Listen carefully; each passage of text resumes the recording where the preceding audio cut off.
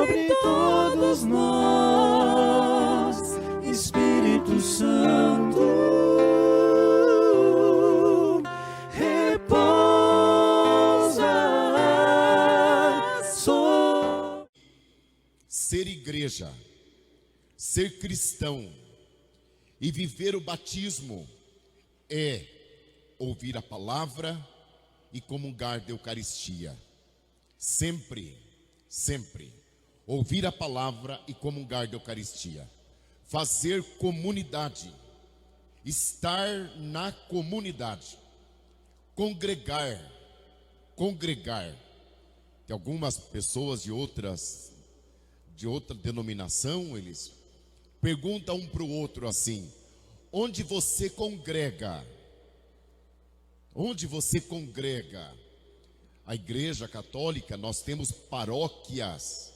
Desde o século II, nós já temos paróquias. A palavra paróquia significa uma extensão da minha casa.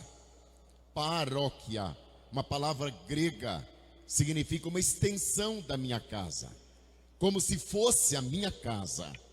Então nós temos esta paróquia onde nós nos reunimos, nos congregamos. Para quê? Para nos abastecer de Deus, para fazer comunidade, para viver o Evangelho, ouvindo a palavra e comungando a Eucaristia e sendo Eucaristia neste mundo. Nestes dias que antecedem o Natal, 9 dias, todas as leituras convergem para este mistério. Todas as leituras. Qual mistério? Por isso que cristão não pode celebrar um Natal qualquer. Não. Nós temos algo a mais. E este algo a mais, meus irmãos, se dá neste mistério que celebramos. Natal. 2021 anos que nós celebramos a divisão da história. Aquele que veio do céu para nos salvar. Quem é esse? E então o Evangelho, João Batista talvez estaria preso neste momento, e ele já sabia que o primo dele era o Messias, porque ele já tinha apontado o Cordeiro de Deus, que tira o pecado do mundo. Mas ele, pedagogicamente, fala para os discípulos ir perguntar a Jesus: és tu aquele que há de vir?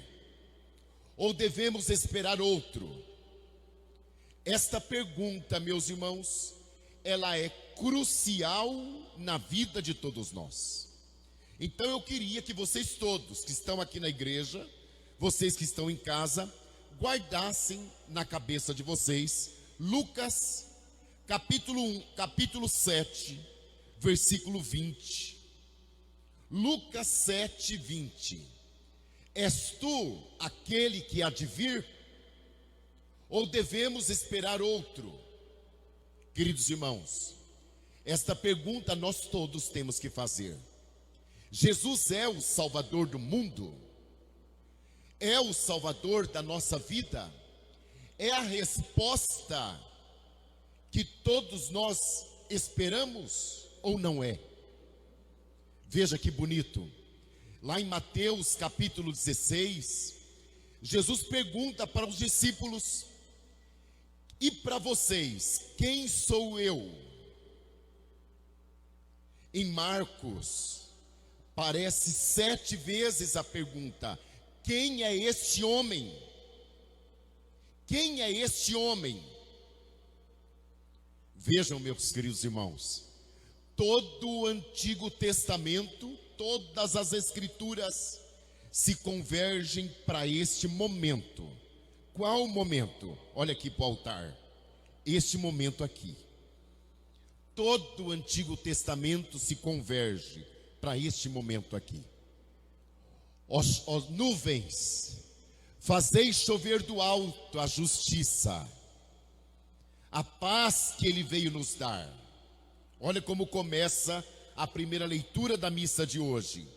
Eu sou o Senhor, não há outro. Eu formei a luz. Eu sou o Senhor que faço todas as coisas.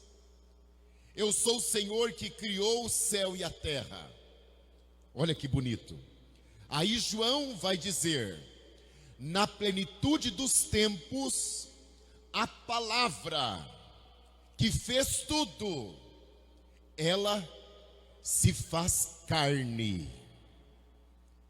A palavra que fez tudo, agora, na plenitude dos tempos, se faz carne.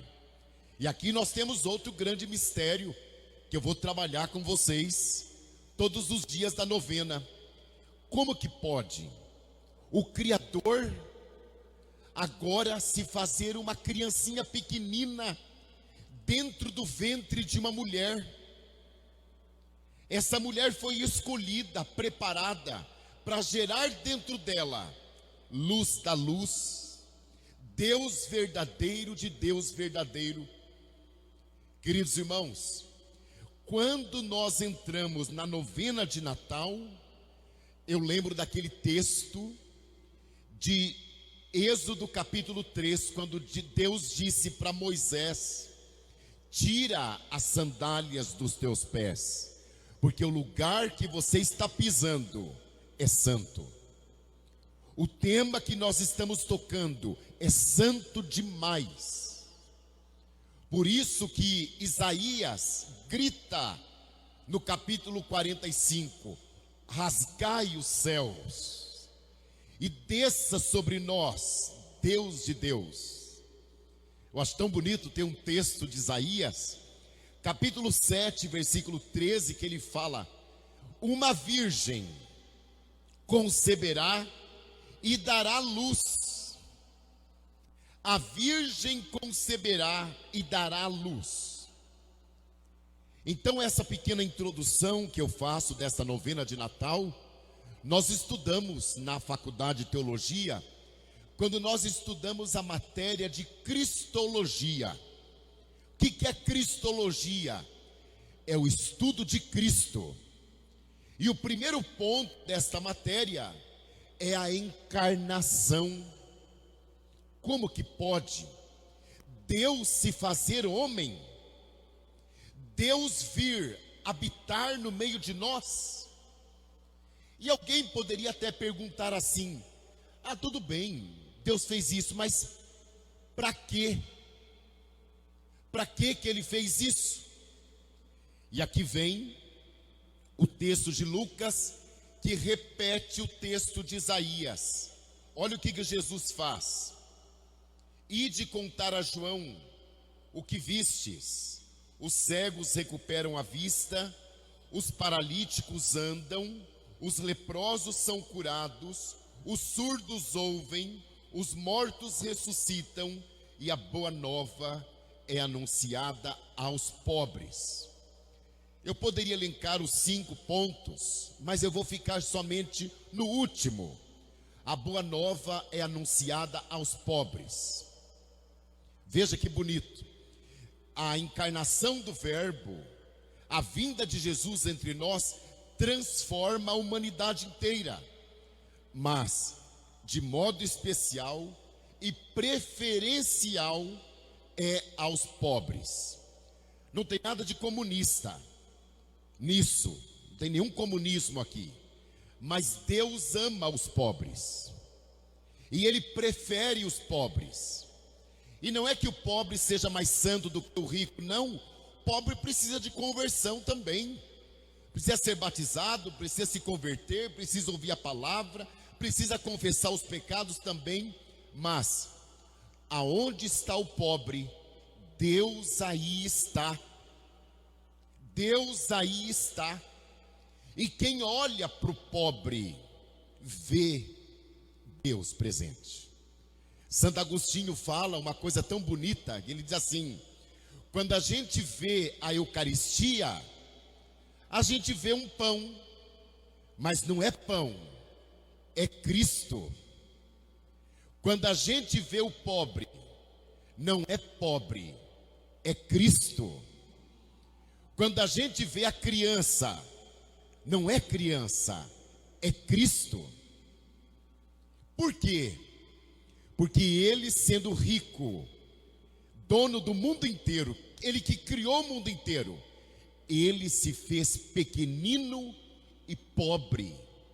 Pobre a ponto de não ter uma casa onde habitar e ter que nascer em uma manjedoura. Tem uma música antiga da igreja que fala que ele pobre se fez e não teve lugar para ele nenhuma casa, e ele teve que nascer numa manjedoura de Belém. É bonito a gente entender a manjedoura. Mangiare em italiano significa comida. Comida, mangiare. Por isso que a gente chama manjedoura. A manjedoura era onde o gado comia a comida, o feno, a palha, ele comia ali.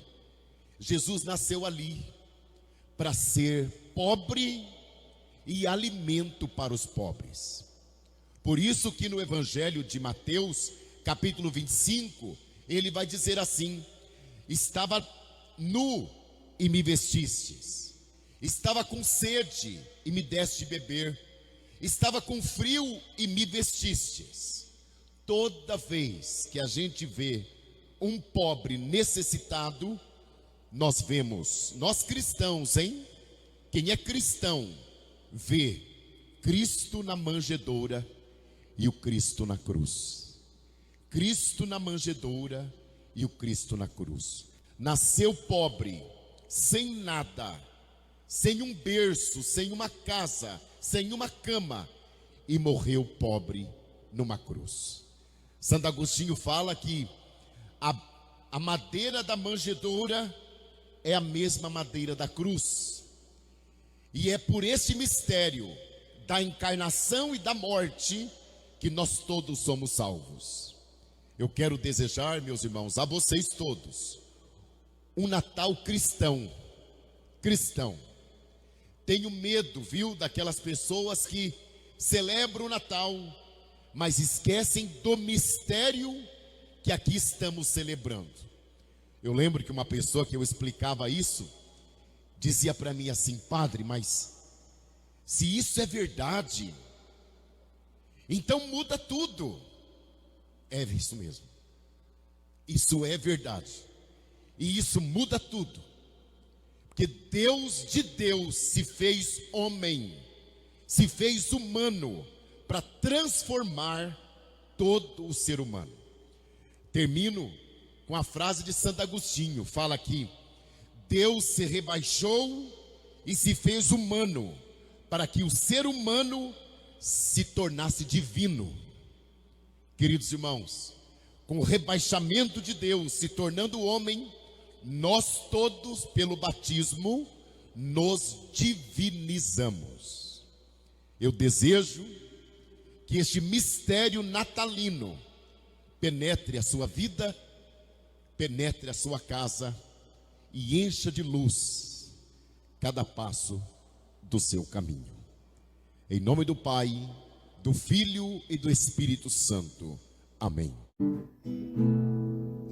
Abre tua porta, deixa entrar o teu Salvador, deixa brilhar o que vem do Senhor.